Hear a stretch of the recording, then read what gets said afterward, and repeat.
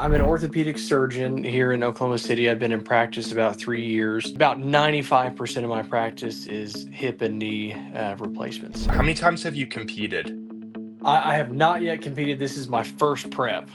We're about 6 weeks out from my first show. Has the prep affected the work that you do? That's a great question. My energy, my focus, honestly, have been good. I haven't noticed that I'm like struggling to get through the day of clinic or I run out of gas when I'm doing surgery.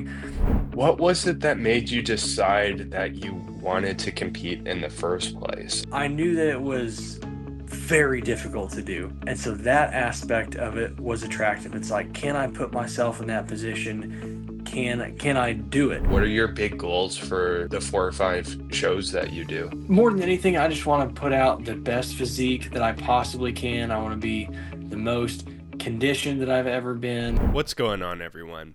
In this episode, I'm excited to be joined by Chris Tkach. Chris is an orthopedic surgeon who is 6 weeks out from his first natural bodybuilding competition. Also worth noting is that both Chris and I are 3DMJ athletes who are both coached by Jeff Alberts. In our conversation, Chris shares some really cool insights about how he balances his natural bodybuilding goals and his current prep with his work as a surgeon. Plus, he shares the story behind his bodybuilding background. And of course, he shares all about how his current prep experience has been going and what kind of progress he's made thus far. I really enjoyed this conversation, and I know you're going to absolutely love it. Just before we get into it, I wanted to let you know that I had a little bit of a microphone issue upon recording this episode. In hindsight, I don't actually think I connected it properly when we were doing the recording, so you might notice that the audio from my end might sound a little bit less clear than it usually does. That being so, on a positive note, Chris sounds completely clear from his end. All right, without further ado, let's dive into it.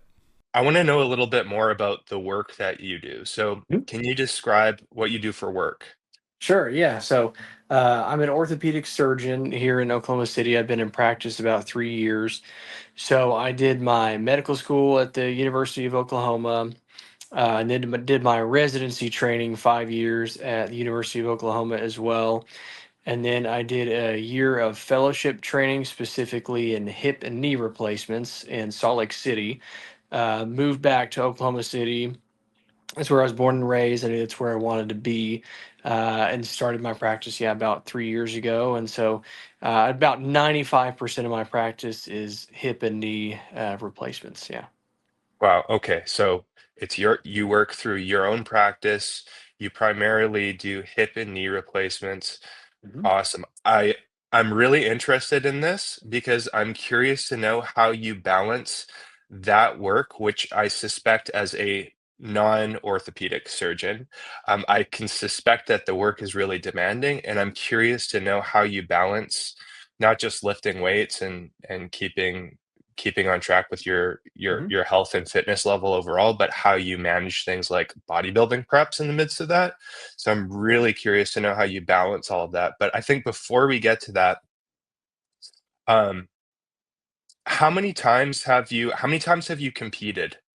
I have not yet competed. This is my first prep. We're about 6 weeks out from my first show. Wow. Okay. Awesome. 6 weeks out. How long has this prep been? How long have you been? When did you start?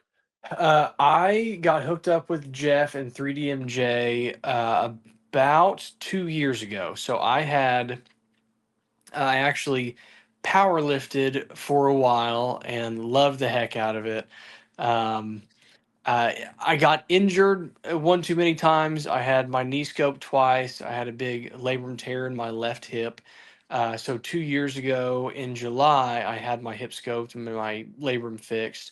After that, I was like, I think this style of lifting is probably not for me anymore.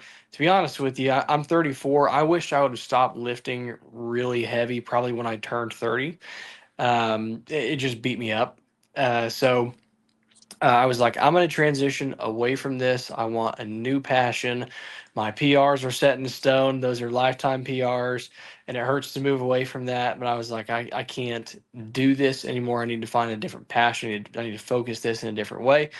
So that's when I got hooked up with Jeff in July of 2023. And I told him that I wanted to compete in 2025. I wanted to run about a year or so of a calorie surplus, focusing on hypertrophy training. And then I started kind of that pre prep positioning, I think in August of last year. And then official prep started in March. Got it. Okay.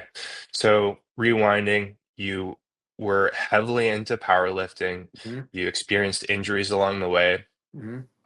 and that was when you started to shift and at least thinking about competing in natural bodybuilding. That's when you met up with Jeff. And then you started with the more of a hypertrophy kind of a lifting style, I suppose, eating in a surplus with the intention of building muscle. Mhm.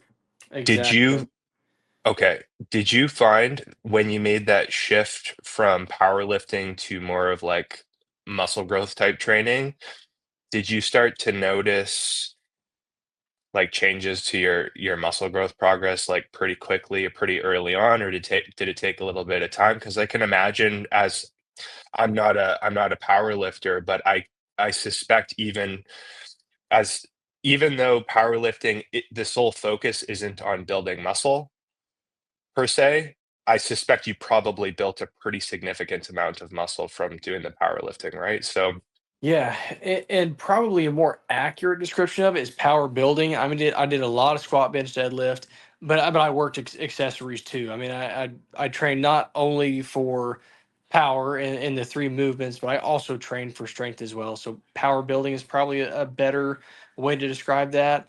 And that was consistent training for about 8 years before I transitioned to kind of hypertrophy training. So I wouldn't say I noticed like an immediate jump in that direction. I think over time, absolutely, I noticed some changes, but it wasn't fast.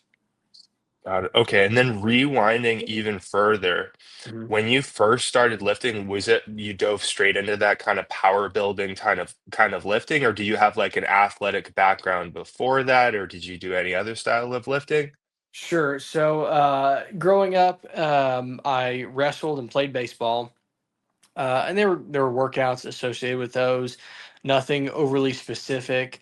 I enjoyed weight training. Our school had like off-season programs for strength and conditioning. That's really when I got started, and so probably through junior high and high school, I was lifting fairly consistently.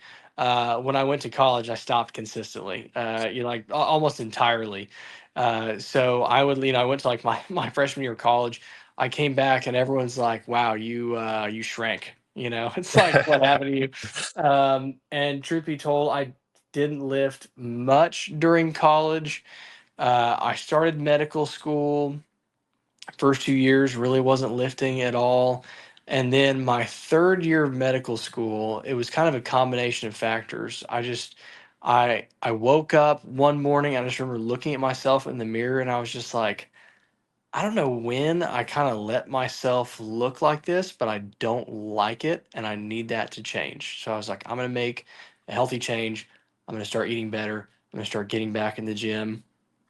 And then funny thing, I was back home where my younger brother was still living with my folks. And I'd come downstairs with my shirt off and he looked at me and he was like, "You look weird shirtless." And I was like, game on, game on. And so that was kind of like combination catalyst. But after that, it's pretty much been consistent. Challenge accepted. Exactly. There's nothing like a sibling making a comment like that to light a fire under your Yeah, it butt. is like, That's all right, we're not screwing around anymore. are you the kind of person that's like when you're not lifting, do you kind of veer towards um like are you like kind of lean, lanky, skinny, or do you kind of go the other way? Do you tend to like go become overweight? The reason I ask is like if I were to stop lifting or to stop Mhm. paying attention to my nutrition, I think that I would probably veer towards the end of the spectrum of being overweight if I wasn't paying attention to everything. Yeah, I'm totally the same way. If I just like ate at my heart's desire and wasn't exercising, yeah, I would tend to err in that direction of being overweight as well. Got it. Okay. So we've got an idea of what got you started with the lifting? What was it that kept you driven? So 8 years of power building before transitioning over with Jeff, the Mhm. more strict bodybuilding type lifting. Mhm. But what was it that kept you driven for 8 years? Yeah. That is a question that I ask myself a lot, and I can never find a direct answer. It's probably a multitude of things. One, you just feel good. I mean, you feel so much better. I remember when COVID hit, and all of a sudden you can't lift consistently, or you got to make adaptations. It wasn't just the fact of, oh man, I'm not making progress, I'm not, like, what have you, but what I didn't know that I know now is the tremendous amount of satisfaction and accomplishment you get from working out. If you go into the gym and you're putting in the work and you're doing hard sets, I mean, you feel accomplished afterwards, not just physically. There's a tremendous mental benefit to it as well. um, so that I'm in a professional environment and have been for a long time. So I don't really have the luxury of being able to. I mean, I have to be buttoned up and professional at work, more or less. And so there has to be a time for me during the day when I don't really have to be professional. I can focus on something else. I can yell, I can grunt, I can push hard, and I don't have to be that kind of buttoned up, tidy person. It's almost like there's like a therapeutic element to it, right? You can kind of let go a little bit, put your energy into something positive, work really hard, and I, 100%. I c- yeah, it's I that's very relatable to me too. The rewarding element to it. You train really hard and you get a sense of fulfillment from doing it. You feel good afterwards. Hmm. Hmm. I'm The on the same page. Now I've just celebrated my 10-year wedding anniversary. We've got two kids, two boys, 2 and 4. So now that is probably what motivates me more than anything. I want to look good for my wife. I want to always be trying to be pleasing to her, but I also want to be strong for my kids too. I want my boys to grow up and they look at me and they're like, man, dad takes care of himself. He prioritizes his health. He's strong. I want to be like dad. You know what I mean? Yeah, I can't think of a more profound motivation than that, I think. That's awesome. I'm curious. So you got two kids, you Mhm. have your own practice, you um you work as a surgeon within your own practice. How do you manage your time with with the lifting? So this is Yeah.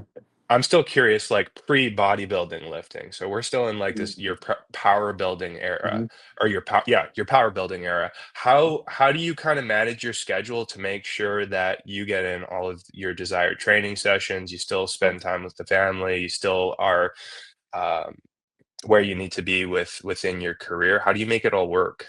Yeah. During my training in medical school and residency, medical school was pretty easy. There's pretty consistent class schedules.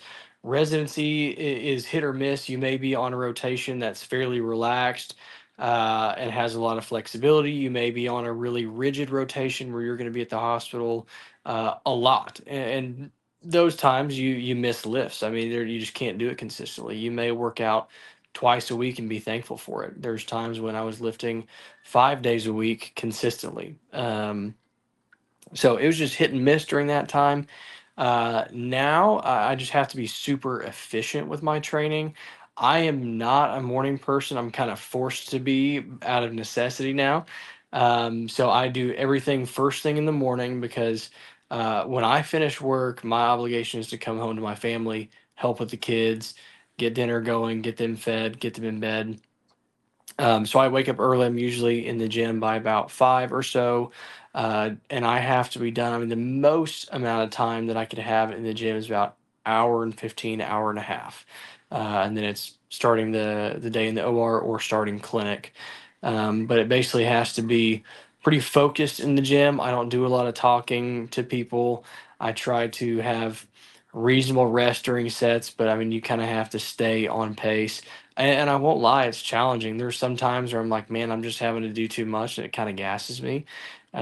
But those are kind of the restrictions I have. I'm not going to wake up earlier than that because on baseline now, I probably get between 5 and 6 hours of sleep. And so if I trim that down, I think I'll just see negative effects from it. So it's just efficiency once you get to the gym is the key for sure. Yeah.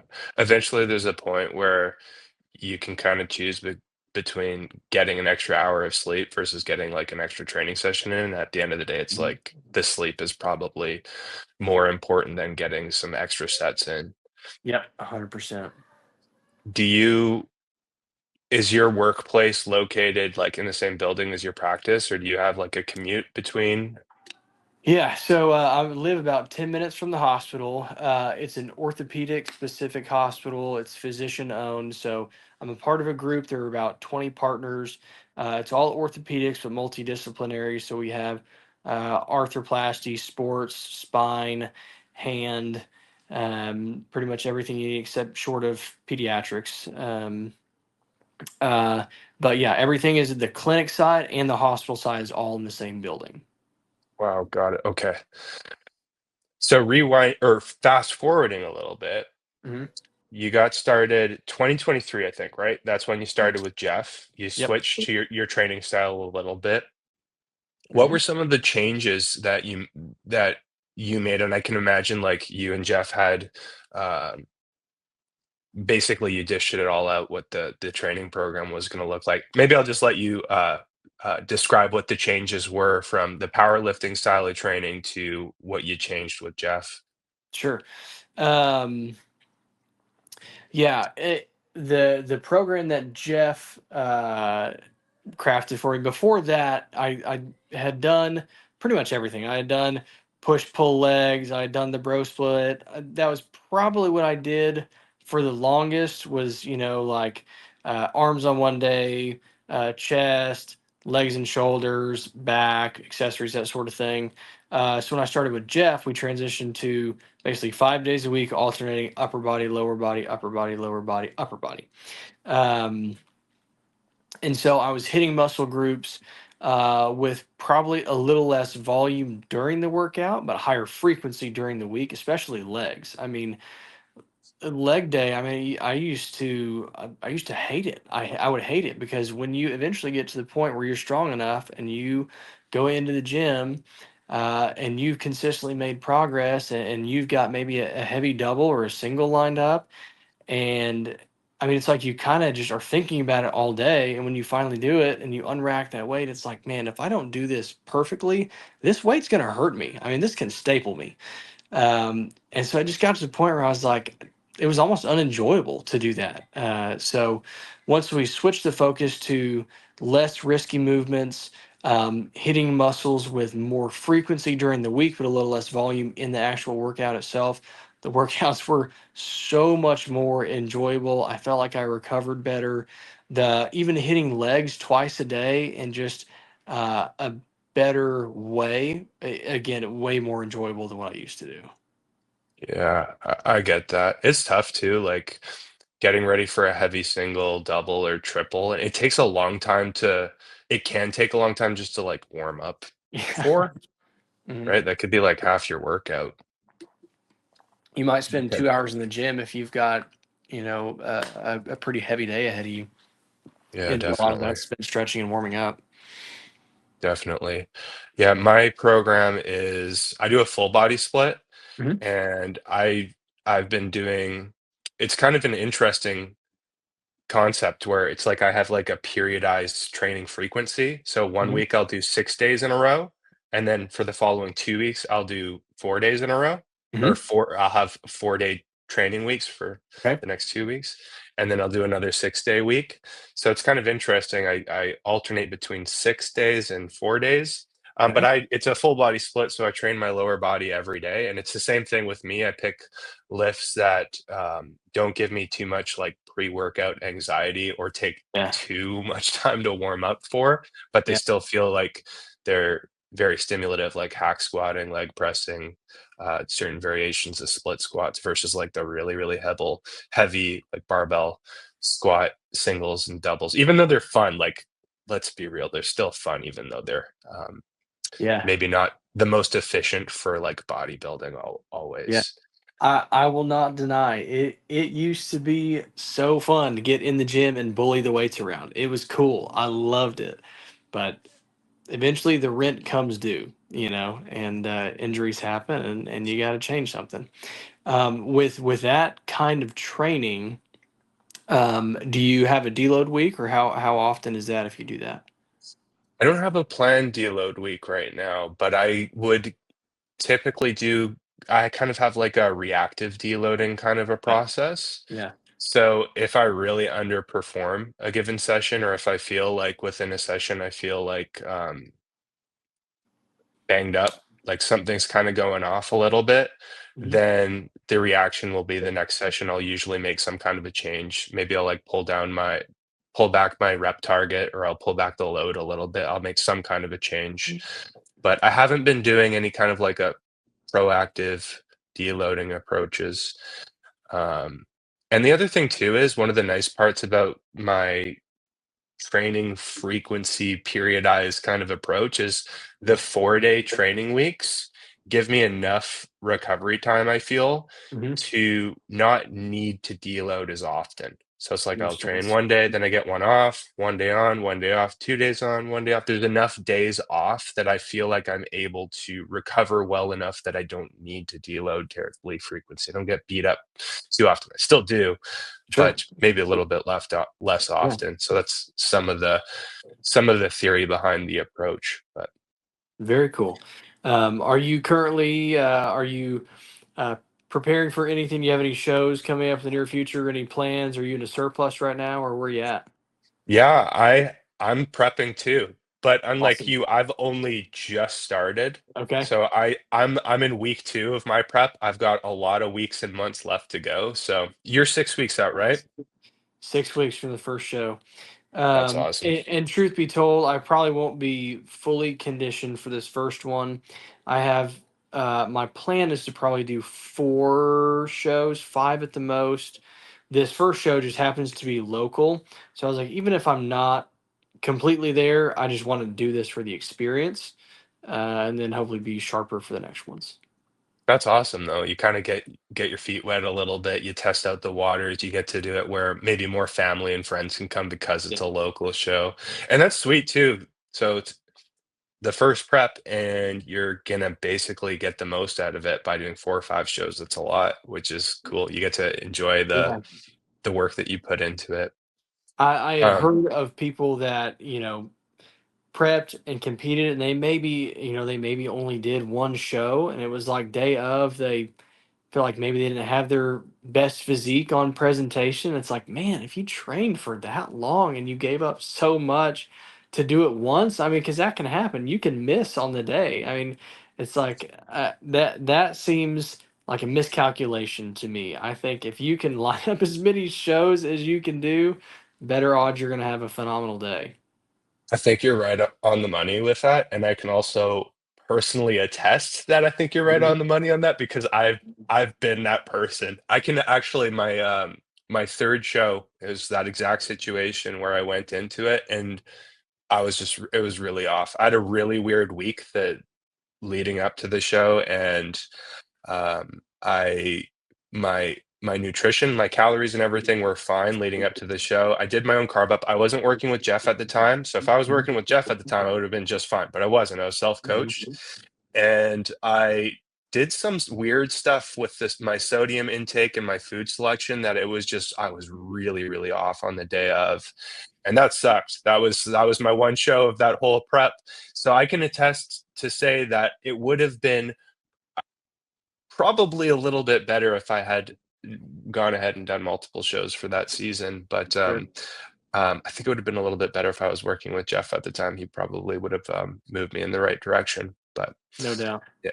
Um, okay, so before we talk, I have more questions about your prep, but even before we get to that, this Yeah. year before the prep, Mhm. did you notice what kind of differences did you notice as far as your progress goes and the amount of muscle that you built? Did you notice a big difference before or after the power building? Yeah, so I'm a total yo-yo when it comes to my weight. When I'm lean, like right now, it's probably the lightest and leanest I have been in potentially ever. So I'm sitting at about 165. Um, when I would finish a calorie surplus, I'm typically weighing the low 200s, maybe around 205. So, and that's about where I was when I started this prep. So roughly 40 pounds down, which is a pretty big swing. Um, but before I started that, when I would, I basically did 6 months of bulk, 6 months of cut, and my calorie deficits were aggressive. It was like, all right, we're on a full on collision course, get as lean as possible till you can't tolerate it anymore.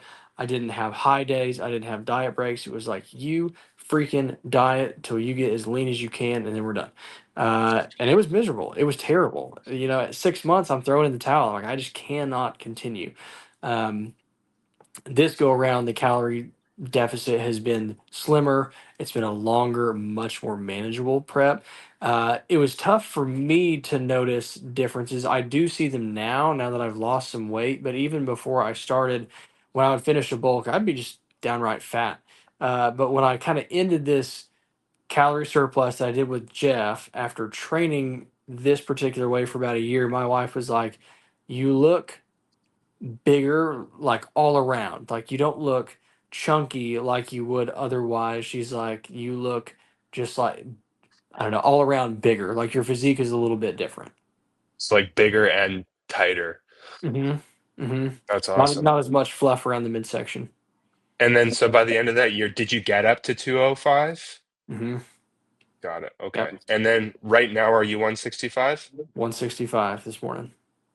Okay. Awesome. Now, I know I asked you this earlier, but can you remind me when you started the prep that you're on right now?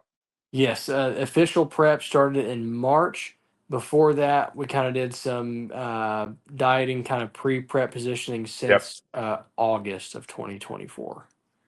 So August you started, which is almost like 10 months ago, almost a year Mhm. ago.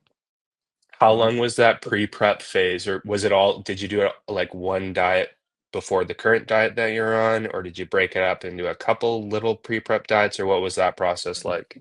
I'm kind of a psycho when it comes to dieting. I don't like to play the diet Tetris of, okay, here's my macros. What can I have today to make that work? I would rather just have like kind of a baseline. Okay, here's what I generally have for breakfast. Here's what I have for lunch. Here's what I have for snacks, and then dinner can be a variety of things. But I like pretty much eating the same thing every day. It doesn't really bother me. I kind of enjoy the consistency. So I basically started with that diet and the pre-prep positioning, and then as I started official prep, basically kind of started picking things out to drop the calories a little bit more. Got it. Okay. And so like did the overall structure of that, did Jeff kind of like prescribe you as a certain calorie maximum that you shouldn't exceed? And then Sorry. were you kind of up to your own was it up to you as to like what your meals were going to be, or did you like kind of negotiate what your meals and your Yeah. eating structure was going to look like, or what was that like? Yeah, I basically told Jeff, I kind of told him, I need you to put me on a diet. I was like, I want you to tell me what to eat. Like, give me the diet for maximum success. And he was like, nope, not going to do that. If I give you a diet, you won't like it. You won't follow it. If you've had success with a previous diet, he said, just start that diet. We will monitor your progress and we will tailor it as needed. So he gave me some parameters, gave me the protein goals, gave me rough calorie goals, and he said, let's just start with this protocol and we'll make adjustments as we go. Cool, makes sense. How much weight did you end up losing for that initial phase since August before you probably had like a maintenance block in between that and where you are right now, right? Not really. Let me see. Let me check my spreadsheet here. Um, I kind of, that pre-prep since August, it was fairly steady weight loss. I didn't really have a maintenance phase, to be honest with you. I had some diet breaks here and there, but no. Let's see. When I started official prep, I was 179. Got it. Okay. So And you that started was, yeah. 205 August, And sorry, when was that? March 2nd. Got it. Okay. Started 205 August, March 2nd, 179. And it was almost like straight through dieting with some diet breaks in the midst. Pretty much. So it was a long one. It's been long, but I'll tell you, it has been way more manageable than aggressively dieting for 6 months. I would pick this every time.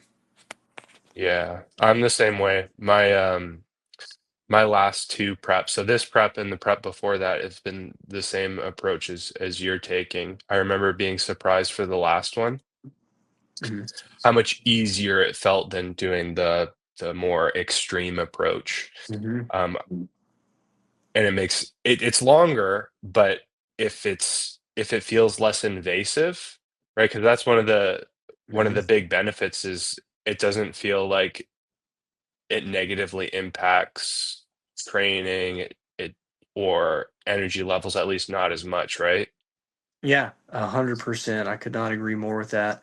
Um, the that I dieted so incorrectly. I mean, again, like no diet breaks, no high days, no nothing. It was like make yourself miserable till you get to the goal.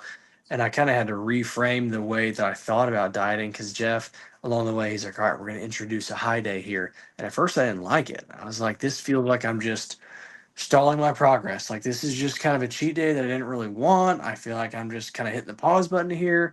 Uh, but eventually, you start to see it as okay, enjoy your high days, use that to fuel your body. It's not slowing down your progress, it's aiding your recovery, it's helping your progress. So at first, I kind of had to reframe the way that I think about it. And now, obviously, high days are the best days. But it's just kind of a much healthier relationship with food and the goal now. Yeah, it's funny how you start to appreciate the high days more the Mhm. deeper you get into the prep. Yeah. I get that though. It's like you take the high day and it feels like you kind of stall a little bit, especially like I don't know about you, but like for me, I'd usually see like the scale actually would bump up for me after all of my high days. So I'd be like, okay, I'd see new lows as the week would progress, and then my high day would be a Sunday, and then it goes up again. It's like shoot, but then training's always better, and like I feel like I'm able to preserve my strength and push a little bit harder, which probably helps with muscle growth quite a bit and just keeping quality of life a little bit higher, I feel. 100%. How much does your weight fluctuate when you have a high day or two? Because like after a high day, I might be 2 pounds higher on the scale the next day.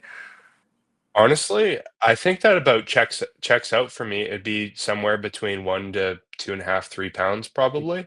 Yeah, I'm trying to think back to the last prep I did. I think that checks out. I've only about 2 weeks into my prep now. I think I've had 1 refeed so far, and it bumped yeah, up, I think, 2 pounds. So, yeah, exactly. Yeah, exactly right on the money from what you've experienced. yeah. That because I previously when I had tried to get lean, I got to the point where I didn't weigh myself anymore. I purely track my progress through the way that I looked, the way that I felt, the way that clothes fit, that sort of thing. Because I would initially years ago, it's like, all right, weigh yourself every day. And then I remember I kind of started spacing out a little bit. There was a point in time where I had felt like I was making consistent progress. The diet was on point, the training was on point. The last time I had weighed myself was 2 weeks prior, and I was like, all right, let's step on the scale, see where we're at now. And it was like half a pound higher than it had been 2 weeks ago. And I freaked out and I was like, I'm just not going to weigh myself anymore. I hate this. It bothers me. So I pretty much started weighing myself. I mean, I would lose 40 pounds and weigh myself maybe 5 times during the entire process. So I was like, I just don't want to see the number. It just makes me angry if it isn't what I want it to be. So when we started with Jeff, I was only weighing myself, like twice a week. He's like, no, we need to be, getting more data points. And I was like, okay. So now it's routine and it doesn't bother me just because I know fluctuations are super common. I mean, like you might see a 2 pound bump or a 3 pound bump. You might see all of a sudden it's like you weigh a pound and a half less than you were anticipating that day, and you're just like, holy shit, where did that weight go? It's confusing sometimes, but it's just nice. It's reassuring now to know that, hey, the weight for that day doesn't really matter. It's the trend over the weeks. Is that headed in the right direction? Yeah, I felt the exact same way. I kind of have had to shift my own when I first started doing them, shifting my own expectations to like what kind of data I would collect. So it helped me to actually expect like the first 1 to 3 days after the refeed, I'm just going to see the same numbers that I saw Yeah, last week. There's going to be no new lows probably unless something weird happens. yeah, And then the new lows are probably going to be happening further away from the refeed, mhm, and then hit the refeed, weight's going to go up, and then it's like almost expecting to see a new pattern. And then once you kind of yeah, get used to the new pattern, then it becomes a little bit easier to psychologically wrap your head around yeah. from week to week, collecting those data points. But yeah, I definitely get that. Yeah, I started comparing, if you like kind of freak out 'cause you're like, okay, wow, I'm 2.5 pounds heavier than I was yesterday. It's like, well, where were you last week right after your refeed or the week before that on your refeed? Oh, it was pretty much just that high, a little bit higher. So you're Yeah. making progress, just not day to day, week to week. Yeah, totally. That's a really good point too, is like you can almost compare like the low of this week versus Mhm, last week. Like usually my low is on Friday, so what was mhm. it on Friday? And sometimes that can be helpful, or just calculating the average overall from week to week and comparing the average from one week to the next can be Yeah, helpful too. But really. cool. When so over the course of the prep,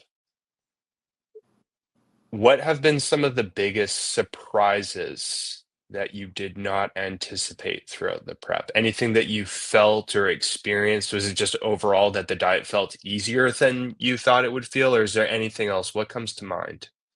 Yeah, definitely the biggest surprise is how manageable it has been. Um, and like I said previously, it's like crash dieting, 6 months, like throwing in the towel. I cannot continue this. Um, this, although it's been almost twice as long, I mean, I still feel good. Like I feel like I can continue to do this. I feel confident that this pattern can continue into the fall through contest season. So that aspect of it, I thought I was going to be just like absolutely ragged, but just the fact that it has been more manageable and healthier has been surprising to me. Um, any other big surprises? I'm a little bit impressed with myself to just eat the same thing over and over again for this long. I was like, man, I'm probably gonna get sick of this diet. I really haven't. There's so much of my life that I can't control. It's almost reassuring to know that I can definitely control the things that go in my body. So that has almost been, although it's a monotonous, it's almost comforting to know that okay, this is the one part of my day that I absolutely can't control. Yeah, totally. It's interesting too how at least from my experience, I eat the same meals all the time too. I always find that the meals taste better and better the deeper into Mhm. the diet I get to. It's like it's Mhm. interesting how like the palate changes as you get leaner. Yeah. Have you found any points where like do you notice that you do get hungrier than you typically would like pre-August? Have you noticed any differences there? Definitely hungrier. Yeah, absolutely. I there's in my eyes, there's almost two kinds of hunger. There's like the okay, I'm hungry, I'm ready to eat, kind of the run of the mill hunger. When you're in prep, there's that occasional hunger where you're like, okay, there's a pit in my stomach. I can't focus on anything that I'm doing, and if I don't get something in my belly in the near future, I think I'm gonna freak out. That really has been pretty few and far between. Um, I think the most challenging thing being in it for this long is the fact that meals don't really make you full anymore. You just go from being pretty hungry to a little bit hungry. So you're just always kind of baseline. You're like, yeah, I could eat. I mean, like, I got to measure it in, like when you finish a meal, I sit there and think, can I eat another one of those? And pretty much always the answer is yes, I could definitely eat another meal. So it's kind of getting used to just, hey, shake hands with it, make friends with it. Hunger's going to be here. It's just going to be a part of your life for now. Yeah. Do you find it almost is makes the problem process easier to do what you just mentioned, like just kind of accept that you're going to feel a little bit more of that edge of hunger more frequently compared Hmm. to like, I don't know. Oh, do you ever find yourself like overthinking the hunger thing or thinking more about food than you want, or do you really kind of just accept it, just accept the hunger's there? Yeah, I try not to focus on it. It's I mean it's definitely a daily challenge for sure. If you were to look at my Instagram reels, they pretty much all would be food. You know what I mean? Um, uh, the yeah, just kind of getting used to that feeling is probably the most challenging part about it. I kind of like to, I don't necessarily intermittently fast. I usually can't go quite that long, but I usually will delay my first meal of the day because I'm up early. I'm up, like 4:15 to get ready to go to the gym. Um, so my first meal, I can't be at 5 a.m., or 6 a.m. Yeah. I'm post. Yeah. So I generally try to postpone that till maybe around 10 or so. If I can have most of the morning fasting, just drinking, water, having some coffee, I feel good mental clarity. I feel sharp. I feel productive. And then if you can kind of delay that a little bit, then it's like, okay, now you can have meals about every 2 hours and you're not preoccupied with food. But if I were to eat at 6 and then my next meal's at noon, that'd drive me nuts. Yeah, too far apart for sure. Do you ever find that your energy levels are affected? Do you ever feel lethargic or extra tired, or do you feel like there's still pretty baseline, like they're still untouched? I think during the day, my energy is good, like performance is good at work and that sort of thing. I'm definitely more prone to getting gassed during my workouts towards the end. I'm like, man, I'm just running out of steam. Got it. Yeah. I find that for me, though, that's the probably the biggest thing that gets affected is at some point in the prep, my workouts start to take a little bit of a hit. Mhm. Did you find that like it felt good for a long time and then all of a sudden it kind of just hit you? Or did you find that slowly over time the workouts started to feel more and more difficult? There definitely was kind of that slow feeling over time. Workouts are getting more challenging. Probably in the last 6 weeks, those workouts, it's like there you can go to the gym and you can work out and you pretty much accomplish what you thought you could when you're there. It's like, okay, this my strength today meets my expectations. Then you get in sometimes you're like, man, this is a little bit below expectations. Those Right. workouts you're like, I was a little bit below expectations are becoming more common now, probably in the last 6 weeks, 8 weeks. Yeah, that makes sense. I think it's one of those things where you just kind of accept that eventually over time, training's gonna take a bigger hit at some point. It's kind of the cost of getting super lean, I suppose. Yeah. One of the first things I asked you is about the work that you do, Mhm. as an orthopedic surgeon and a little bit about your practice. Do you have you found over the course of your prep, has the prep affected the work that you do? Do you feel like you need to do any work to balance the prep with being at work? Yeah, that's a great question. I have so far, I think just having my energy, my focus honestly have been good. I haven't noticed that I'm like struggling to get through the day of clinic or I run out of gas when I'm doing surgery. The spring, it's kind of fortuitous. The springtime and early summertime for a joint replacement surgeon, at least in our area, is a little bit slower. The reason being, people typically don't want a big surgery going into the summer. They have travel Right. plans. They want to enjoy the weather. They're coming in, getting injections, kind of hitting the pause button. Let's do some, conservative care. Let's get me down the road, and then eventually I'll want to talk surgery. So then, in the fall, people have generally met their deductibles. They've done the easy stuff to try to help the symptoms and they're on board like, okay, I need this fixed, I need it done quick. So Right. the fortunately work has just been by nature a little bit slower during this prep. So I think it has kind of worked out in my favor. The timing has. Right. That makes a lot of sense. Just even like the prospect of like planning a surgery right at the beginning of summer, right in the middle of summer, like it makes sense to wait to a different time so you can enjoy the summer a little bit. Um, I've got two questions. One, I'll need to rewind a little bit, but so I'll start there. What was it that made you decide that you wanted to compete in the first place? I know that you mentioned that you had those injuries that you would occasionally develop through the power building, but what was it that made you decide that not only you wanted to focus on just what would you call it? Lifestyle bodybuilding, not only lifestyle bodybuilding, but Yeah. like competitive bodybuilding. What made you kind of decide to do that? Yeah. Um, I think a number of factors. One, um, I knew that it was very difficult to do. And so that aspect of it was attractive. It's like, can I put myself in that position? Can I do it? Can I succeed? It's akin to um, running a marathon or deadlifting 600 pounds or what have you.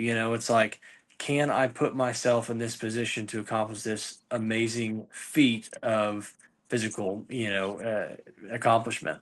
um, that and um, I don't know. There was just this. I wanted to. I didn't really have a chance to compete much in powerlifting before I got hurt, so I felt like that career was almost really over before it started. Um, so I thought I wanted to be goal oriented. I wanted to have something to really kind of shoot for and drive for. And I knew that if I did it on my own, I may not ever do it. So I said, if I get a coach, if I actually make this real, if I put it down on paper, I will have no choice. I got to go through with this thing. So I just took the plunge. That's awesome. So that all being so, what are you hoping for? What are your big goals for the 4 or 5 shows that you do? Yeah.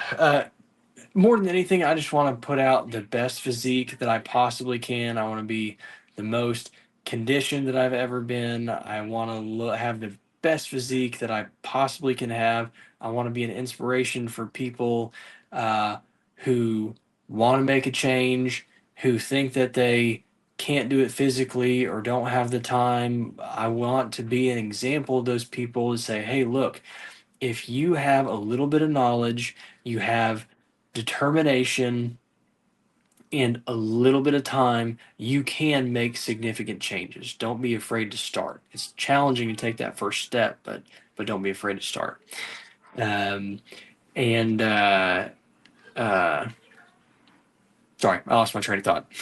No, Dude, that's great. That's great. So you'll inspire along the way, and and you'll be able to inspire people. You'll show what you can accomplish from yeah, investing a little bit of time into the process, or a good amount of time, but just being smart with your time. And yep. no, that's awesome. Do you have goals as far as performance goes? Like, do you want to, is it Sorry. just Yeah. kind of, you just want to like see what your potential is? Um, Um, Well, the ultimate goal is to get a pro card. I want to get a pro card. That's like, shooting for the stars. I don't know. Truth be told, I have a good physique. I don't think I'm ever going to go out there and just like blow people away. You know what I mean? I'm going to be realistic about what my body is. I think I have a chance to do it. That's the ultimate goal. That and potentially making WNBF Worlds as an amateur are probably my two biggest ones. But yeah, pro card is that's what I'm dreaming of. that's awesome. For the 4 or 5 shows that you're doing, Mhm. how far apart are each of them? Are they like 1 week after the next, 2 weeks apart, 3 weeks apart, or what are they Yeah. looking like? I They are about 4 weeks apart, pretty evenly. Sweet. Jeez. So it'll be a long season. So Yeah. up to a 5 week long season, basically. And the last one I assume would be Worlds. Yes, if I qualify. Yeah. The last one I have potentially scheduled is Muscle Mayhem. I think it's early November, and then Worlds if I qualify. Got it. So overall, I guess How would you describe your whole prep experience so far? Would you describe it as something that you're really enjoying? Is it something that you're really liking? Is it something that you're like, I don't know if I want to do this again. Like maybe I'll do it again, or is it like is does it feel like this is something that you're really into? Ask me in November. um, right now, as it stands, I would say if I don't accomplish what I want to this go around, yes, I would do it again. And once I get into the fall and we've done the shows, my answer may be different. I definitely get that. That's for sure.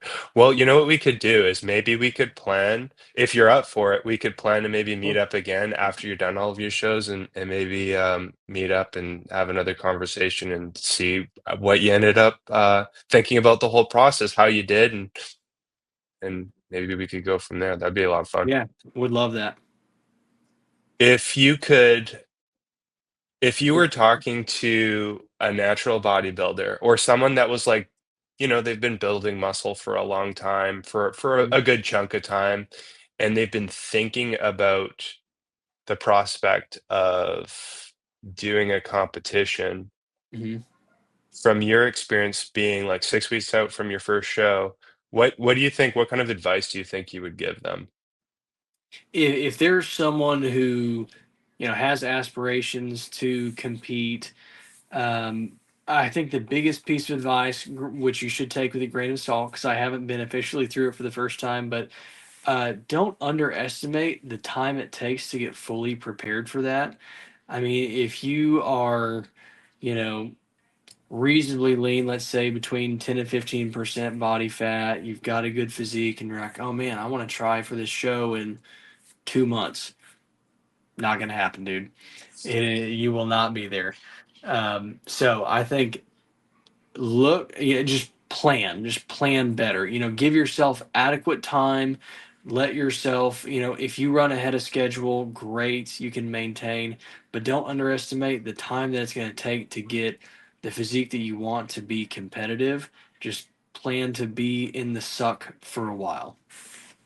That is really good advice, and honestly, I wish that the early version of me, the first couple preps that I did, I wish that I got that advice sooner. I definitely could have used it, that's for sure. I think I was probably like 10 or 15 pounds above what I should have been for the last 2 preps that from Yes. what the last 3 preps that I did. So I think that's really good advice. Did you find that for you, um, the level of leanness that you're at now, has that been surprising from your firsthand experience? I would say I have been very close to this lean. Previously, I would end my cuts probably high 160s, 167, 168. I'm kind of around 164, 165 right now. So probably the leanest I've ever been, not by much. So we're kind of entering that uncharted territory of okay, what's my body going to look like? But it is starting to get to the point where people ask you if you're losing weight, not because you look good, but because they're worried. They're like, is he sick? It's like, is he okay? So that's how you know you're getting lean enough, I guess. Yeah, that actually brings up another question, and I suppose the question is, especially considering, so this is like your first time through like a really, really serious prep like this, not your first cut, but like prepping to this extent. Hmm.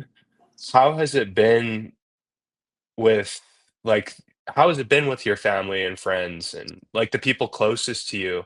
Have has it been surprising for them? Like, have they had to do any adjusting? Yeah. Honestly, my wife has been ridiculously supportive. I don't think she doesn't really get it. It's like she doesn't understand the passion behind it, but she has been overwhelmingly supportive. She's been with me every step of the way.